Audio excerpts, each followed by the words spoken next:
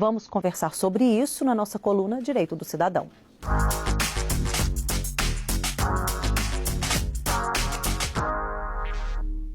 Aqui no estúdio eu recebo o advogado Leandro Guimarães. Boa tarde, Leandro. Boa tarde. Seja bem-vindo aqui ao Jornal Muito obrigado. Minas. Você de casa é sempre meu convidado. Está interessado neste assunto? Então mande a sua pergunta para nosso WhatsApp, 31 98362 5628. Leandro, eu falei do direito à moradia, né? Que é um preceito constitucional. Sim. Então, muitas pessoas se perguntam, né? Por que aquelas pessoas estavam lá? Elas não terem para onde ir, terem ocupado aquele prédio. Isso também faz parte do direito à moradia do cidadão brasileiro, não é? Sim, com certeza. A Constituição prevê, né, antes implicitamente, a partir de 88, implicitamente já estava previsto o direito fundamental à moradia, tanto pelo artigo 7º quanto pelo artigo 4º em relação a tratados internacionais de direitos humanos que o Brasil é signatário. A partir de 2000, com a emenda constitucional 26, foi incluído explicitamente no artigo 6º, que é um direito fundamental do cidadão brasileiro, o direito à moradia, assim como é o direito à saúde, a dignidade da pessoa humana, a educação, lazer, etc. Pois é, Leandro. E aí, quando a gente viu aquela tragédia em São Paulo, a gente não pode fechar os olhos, que essa também é uma realidade, talvez aqui de Belo Horizonte, das grandes cidades, de uma maneira geral. As ocupações, geralmente, eles ocupam, às vezes, alguns terrenos públicos ou prédios públicos. E aí?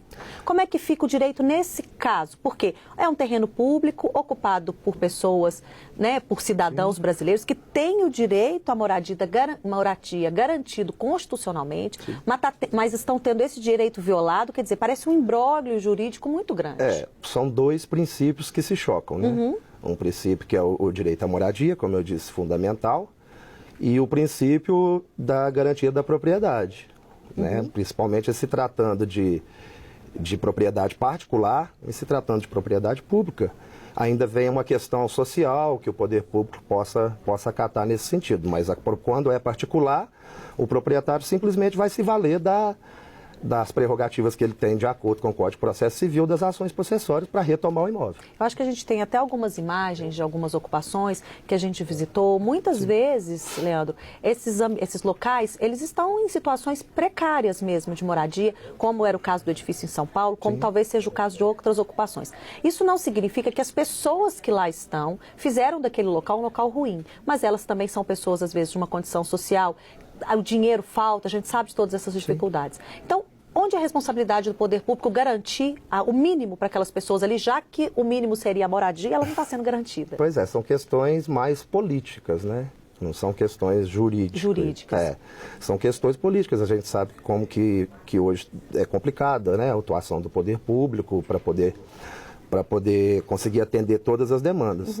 Mas aqui em Belo Horizonte, principalmente, a questão dos... Ali a gente está vendo algumas imagens, olha, de alguns prédios aqui de Belo Horizonte, né? Esses mesmos que eu ia falar agora.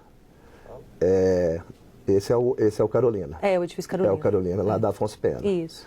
Ele é a ocupação Carolina de Jesus. A ocupação Carolina de Jesus, exatamente. Lá onde era a Secretaria de Estado da Saúde, né? Pois é, lá é uma ocupação grande, né? Grande, e o prédio é comercial. Como que você consegue adaptar para uma situação residencial? Aí pode acontecer esses problemas, né? Não tem chuveiro, não é residencial. Outra coisa agora, porque a gente vê esses prédios ocupados aí, nesses dias agora, algumas coisas circularam no WhatsApp, dizendo, por exemplo, que é muito fácil ocupar um prédio, a desapropriação. Não é fácil. Esse processo de ocupação, de ganho, de posse do terreno, não é uma coisa simples, não é? De forma alguma.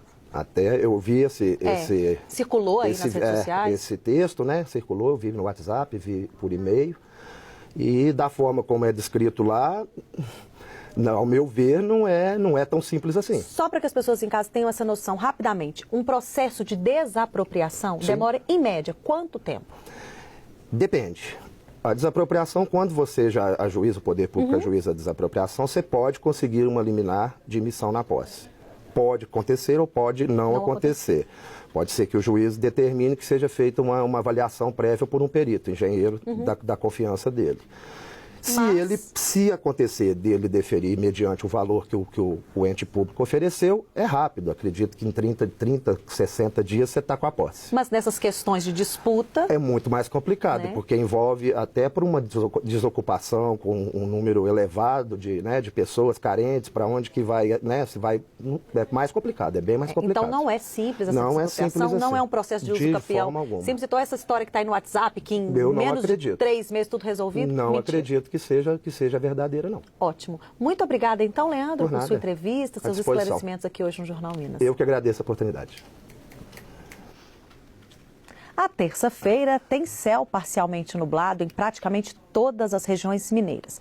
A mínima aqui no estado hoje foi de 8 graus em Maria da Fé, no sul de Minas. Na região metropolitana de BH, o céu fica claro a parcialmente